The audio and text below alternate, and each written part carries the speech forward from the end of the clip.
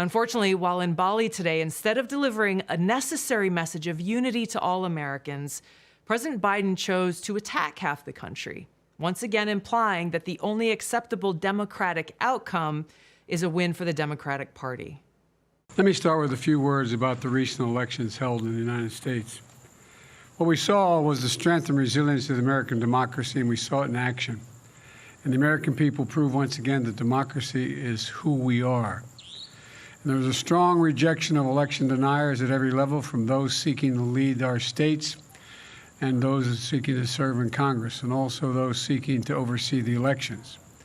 And there was a strong rejection of political violence and voter intimidation. There were no candidates this cycle that were in favor of political violence or voter intimidation or destroying democracy. Joe Biden's message is the wrong approach.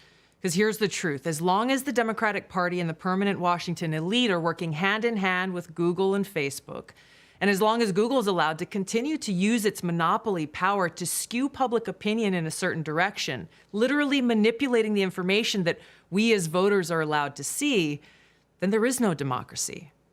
A recent study by researchers at North Carolina State University found that Google's email service, Gmail, quote, retained the majority of left-wing candidate emails while sending, quote, the majority of right-wing candidate emails to the spam folder.